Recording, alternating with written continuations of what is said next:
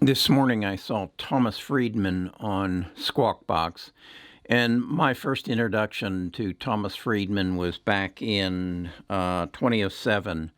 I read his book, The World is Flat. Thomas Freedman is a columnist for the New York Times, pretty much a futuristic. In The World is Flat, he talked about how the world was being connected through underwater cables and through the internet, and how now information and money and commerce moves so much more rapidly than it had. And that was back in 2007.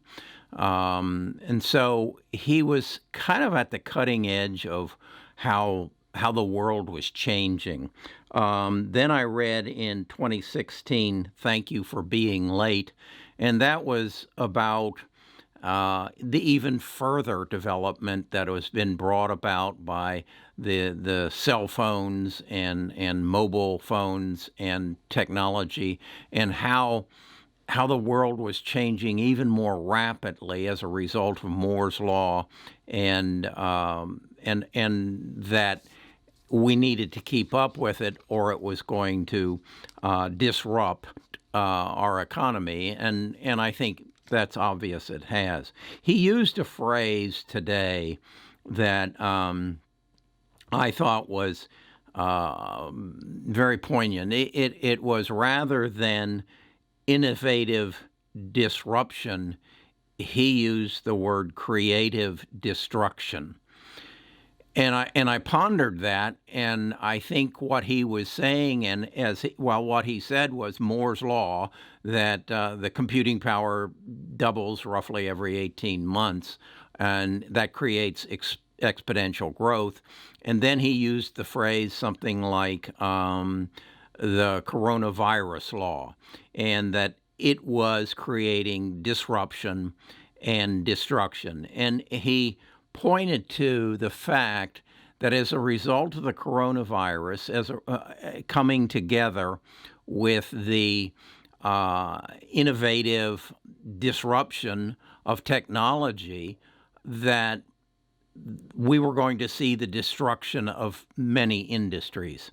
And that's kind of hard to bite into, but I've referred to in the past how we saw the disappearance in the photography industry of Polaroid and Kodak, in the retail industry of Sears, Kmart, J.C. Penney's, in the financial industry, Lehman Brothers, communications, WorldCom of the past, and some of those were not so much that they didn't adapt as much as they were cheating. And then we saw the disappearance of Chrysler, the bankruptcy. We saw the bankruptcy of GM. They both still exist in different forms, but then we also saw the total disappearance of Toys R Us.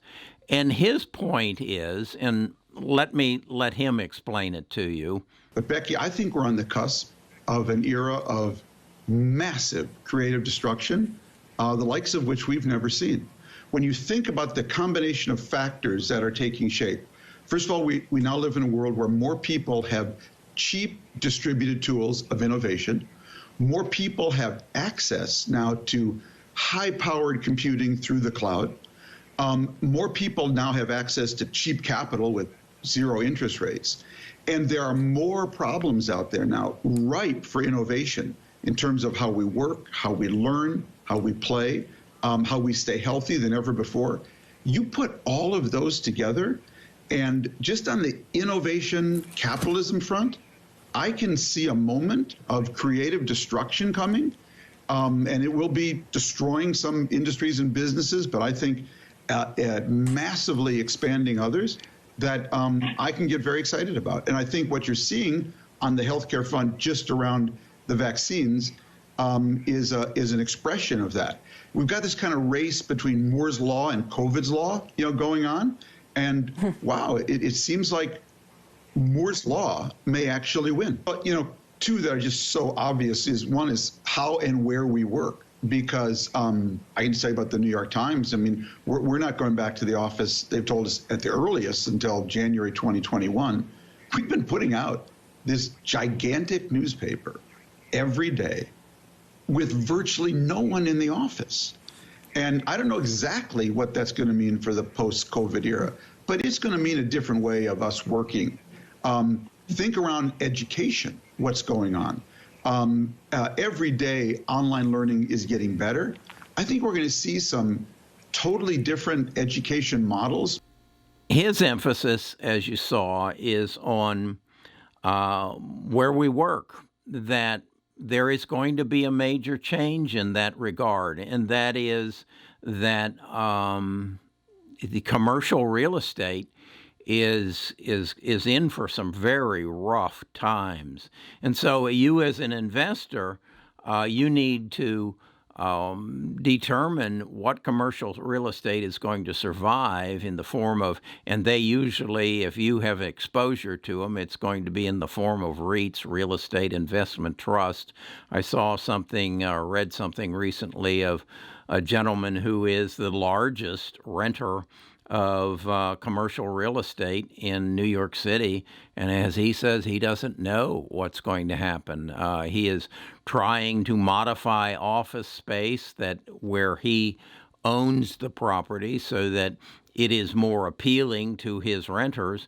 But I think it's evident that working out of home is going to become a much greater option, and you might go to the office 2 days a week, and another group of people comes 2 days a week. And so you in essence, cut your need of space in half.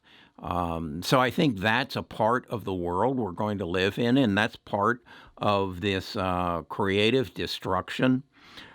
The other thing that I think is really going to hammer is education. I think back to the institution that I went to, Ball State, Muncie, Indiana, and it was it was a good time. It was a place where I grew up, where I experimented, where I learned some, but I can't point to anything that I learned in those hallowed halls that gave me what I have today. What I have today comes from things like this, books, where I access some of the best minds in the world, and they explain things to me in detailed terms. And if I want to go back and read it again to gain other understanding, and then if I want to build on that, I go to YouTube. And quite often, I can even find the author, or in many cases, like in companies, I can find the CEO, and I can gain knowledge that way that I never could get in a classroom. And I understand. I understand that there's that social aspect that needs to be fulfilled. But I have a granddaughter who's in college in Savannah, Georgia. And her class is going to be, her studies are going to be one half online and one half in labs, but they aren't reducing her tuition. I think the university system, that as we know it, is going to become a thing of the past, and it's going to happen very rapidly as we learn that through technology, I can learn better about entrepreneurship from a 3-hour session from Jeff Bezos or Mark Zuckerberg or Elon Musk, and it can be watched in 150 universities at the same time, and Elon will probably donate it. This and I can sit at home and watch it at my own speed, and I can watch it on Oculus goggles that is owned by Facebook, and it can and then I can be tested, and it can learn how I learn, that I'm more audio than I am visual. I just don't see how that can be done in a lecture hall with 300 students and a professor who has never really experienced what he's talking about. I just look at and I think about what I'm doing here.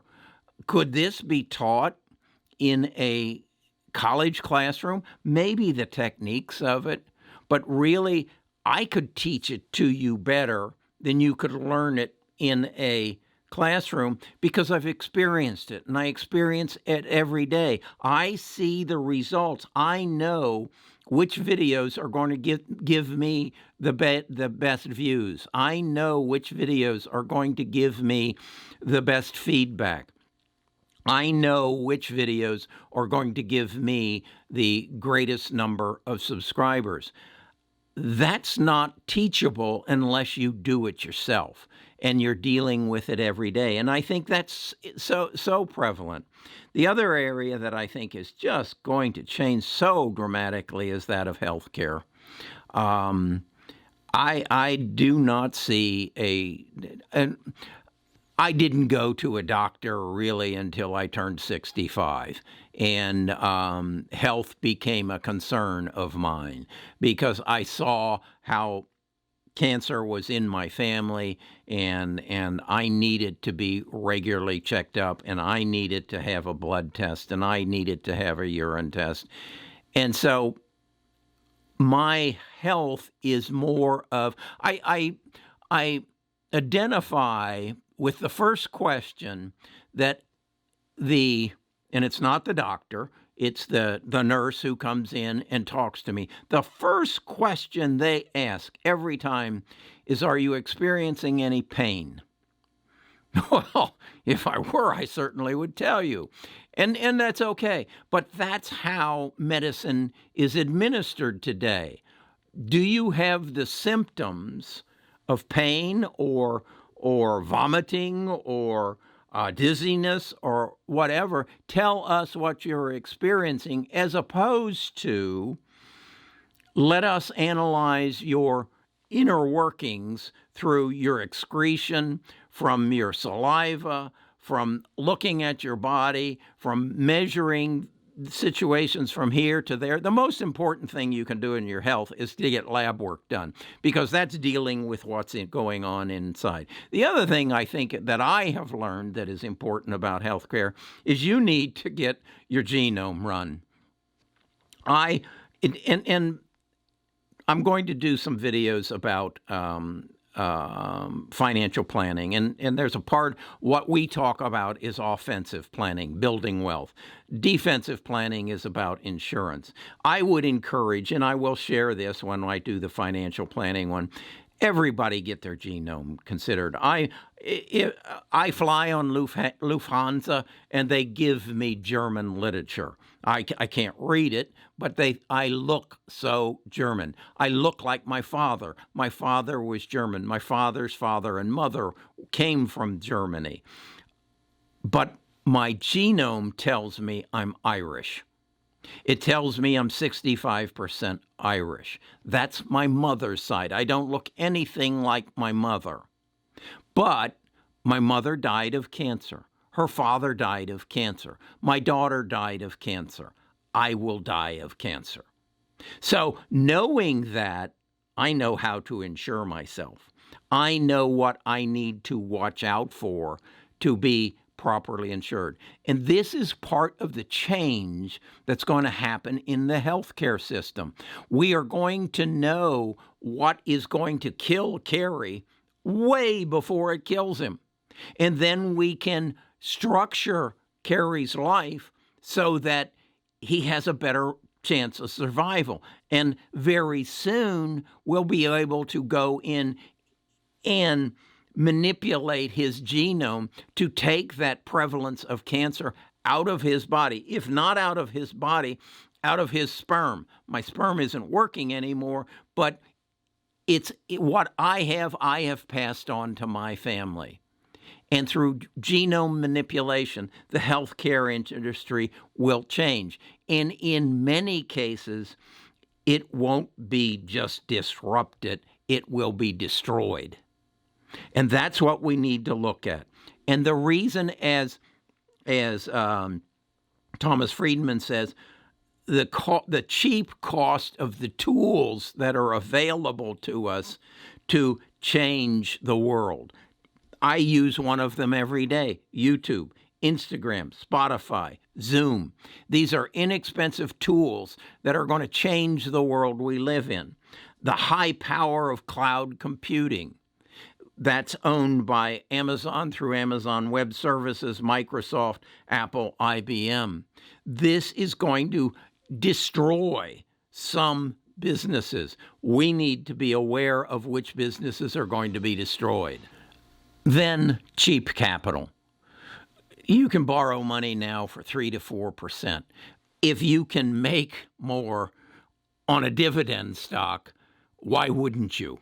Why wouldn't you borrow capital because of the low interest rates? I've talked to you about the building project I'm doing of residential homes. And rather than use my money that I can put into the stock market and make 15%, 16%, thus far this year about 30%, why wouldn't I just go take a home equity loan and finance the building of that construction at a 3% rate?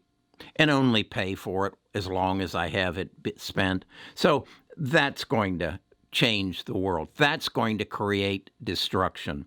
And then innovation, which is coming so fast that if you aren't keeping up with this, if you aren't reading books like Life After Google. And it's not suggesting that Google is dying or going to go away. What it's suggesting is Google has turned the world upside down, and it will continue to. And so my message to you is it's not just disruption we're going to experience. It's coming so damn fast and so damn hard that it's destruction. And you need to be aware. And I again, there is one industry that I think is going to be destroyed, and that's the financial industry. It is an industry that just doesn't work. It's elitist. It's punitive. If I don't pay my bill on time, they penalize me. If I don't do exactly like they say, they penalize me. I feel a bank is like my dad when I was a young kid. And guess what? Back in the 50s and 60s, if I misbehaved, I laid across the bed and I got punished. I was strapped with a belt. Well, that's how the banking industry runs. If you make a mistake, we're going to punish you. And that just doesn't work in this society. And it's going to be destroyed.